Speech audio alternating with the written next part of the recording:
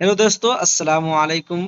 इंतज़ार जिसका था आखिरकार वो इंतज़ार ख़त्म हुआ और 18 तारीख और 8वें महीने में 2025 को डी ट्रिपल एस बी का टीजीटी उर्दू का रिजल्ट फाइनली अल्लाह के शुक्र से आ गया।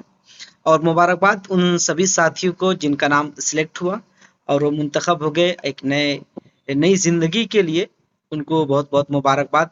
और जो उम्मीद थी उस उम्मीद के मुताबिक और कट ऑफ हाई गया, जैसा कि और यूट्यूबर अपने अपने एतबार से और तखमीना लगा रहे थे कि कट ऑफ इतना जाएगा, ये जाएगा, वो जाएगा। तो सभी तखमीने क्या है कि उनके ख्यालाती पुलाव पक ही नहीं पाए और वो कच्चे के कच्चे रह गए। खैर, मैं क्या ही कहूँ इस मसले पर। कहने में और होने में बहुत फ़र्क होता है। तो डायरेक्टली हम आ जाते हैं, जो आपका रिज़ल्ट आया उस रिज़ल्ट में कट ऑफ कहाँ तक गई और क्या सूरत-ए-हाल क्या हुआ है और क्या अब हो सकता है। ये बात तय है कि डी ट्रिपल एसबी ने जो ई डोज़ियर फिल करवाया था, उसने साफ कह दिया और लिख दिया है कि हम क्या है आपको वेटिंग लिस्ट नहीं देंगे। जो बच्चे सिलेक्टेड हो गए हैं फाइनल लिस्ट में, अगर वो जॉइन नहीं करते हैं तो हम आपको वेटिंग लिस्ट नहीं निकालेंगे। साफ सीधी बात उन्होंने लिख दिया है। यहाँ पे आप देख सकते हैं, यहाँ पे लिखा भी है कहीं ना कहीं, यहीं पे सॉरी, यहीं लास्ट में उन्होंने फिल किया है। यहाँ लिखा है स्टार बना के, the vacancy can not be filled due to the non ability availability of the candidate in their respective category vacancy and preference. ठीक, ये बात इन्होंने टाइटली लिख दिया है। ठीक है, अब आते हैं कि आखिर ये कट ऑफ इतना, जो यू आर मेल का सबसे बड़ा मसला है कि ये बेचारे यू आर वाले 94.18 जो सॉरी 94.81 जो कट ऑफ गया है, ये इतना हाई कट ऑफ जाने की सूरत हाल क्या है, आखिर क्या वजह है कि इतना हाई गया। आज तक क्या है कि जो बच्चे डी ट्रिपल एस बी में क्वालिफाई कर जाते थे, फर्स्ट अगर उनका फर्स्ट में क्वालिफाई करके नाम सिलेक्ट हो गया, ई डोजियर फिल कर दिया, तो अल्लाह के शुक्र से आज से पहले के जितने भी रिजल्ट हुए सब में उनका नाम फाइनल में भी आया है। मुझे एक चीज नहीं समझ में आई है, शायद आपको भी वो बात नहीं समझ में आई होगी, या आप सोचेंगे, गौर करेंगे मेरी बात पे, तो आपको कहीं ना कहीं एक नतीजे पे निकलेंगे। वो ये है कि ई डोजियर फील उस सूरत में कराया जाता था पहले गुज़िश्ता दिनों में, कि जब वो खुद क्या है डॉक्यूमेंट्स को, दस्तावेज को अपलोड कराने के बाद उसको स्क्रूटनी करता था।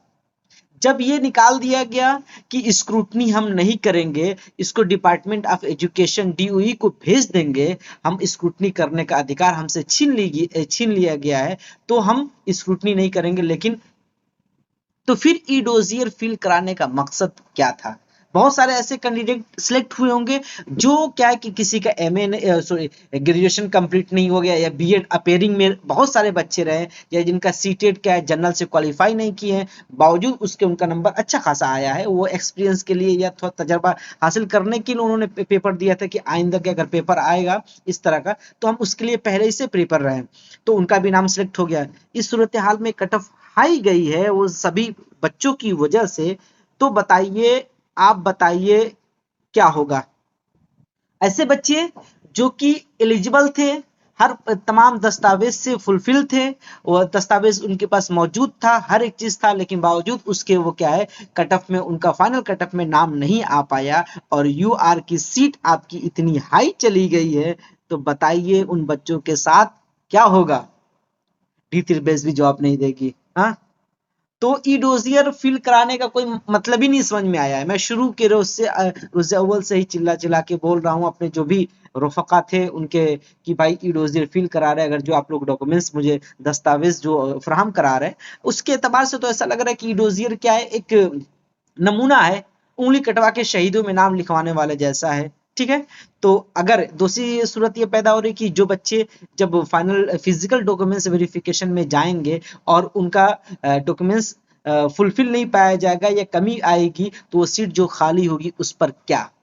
हाँ, ये सवालात है जिनके जवाब आप तलाश कीजिएगा, और आप ज़हनी तौर पे भी तैयार रहिएगा। जिन बच्चों के नाम क्या है कुछ नंबरात की वजह से नहीं हुए हैं, और उन बच्चों की वजह से नहीं हुए जो जिनके दस्तावेज क्या मुकम्मल नहीं है, तो वो सीट दूसरों की खा गए। तो कहना ये था, अभी ये भी देखने में आ रहा है कि 171 सीट पे ही इन्होंने कट ऑफ निकाला है, बल्कि 174 सीट्स थी। तो ये तीन सीटें क्या हुई, लोग कह रहे हैं कि पीडब्ल्यूडी में कन्वर्ट कर दी गई, या ये फला में कन्वर्ट कर दी गई, ये कर दिया गया, वो कर कहने को कुछ भी है, लेकिन खैर ये तो फाइनल हो गया कि 171 पे रिजल्ट आया है। और जिन बच्चों का रिजल्ट नहीं आ पाया किसी वजह से, मैं उनके साथ, मैं खुद भी शामिल हूँ आपके दुख में, और दुख में मुसीबत में ये वीडियो बना रहा हूँ। तो खैर अब क्या ही कर सकते, कोई चारा कार नहीं है हमारे सामने, और कोई सूरत नजर नहीं आ रही कि हम उस पर कुछ एक्शन ले सकते हैं। बस ये है कि हम आरटीआई डाल सकते हैं, हम केस कर सकते हैं कि जो बच्चे, जो साथी क्या है कि डॉक्यूमेंट्स वेरिफिकेशन में जो एलिजिबल नहीं पाए जा रहे हैं, वो जो सीटें खाली हो रही हैं उसको फिल कीजिए। लेकिन इन्होंने रिजल्ट में लास्ट में डायरेक्टली कह दिया कि हमें वेटिंग लिस्ट निकाले ही नहीं है। हाँ, निकाल ही नहीं रहे, या निकालेंगे ही नहीं। तो अब क्या करती है, लेकिन आप लोग इस ज़हनी तौर पे के लिए तैयार रहे कि जिस दिन डॉक्यूमेंट्स वेरिफिकेशन होगा और सीट खाली होंगी तो उसका रिपोर्ट दें ये लोग कि हाँ कितनी सीटें खाली हुई हैं, और उन सीटों को क्या करेंगे। हाँ, आगे मर्ज कर देंगे आगे की नोटिफिकेशन में, तो भाई हमसे उसे हमको क्या फायदा होगा, हमारी एज चली गई है, हम एग्जाम इतने सालों तक इंतजार किए हैं, वो वक्त गुजरा है, फिर हम 4 साल 5 साल इंतजार करें तो क्या फायदा।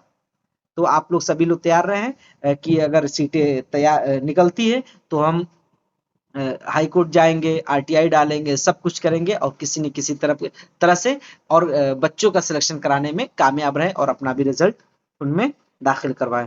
चलिए इन्हीं सब बातों पे अपनी बात खत्म करते हैं। बाय, अल्लाह हाफिज।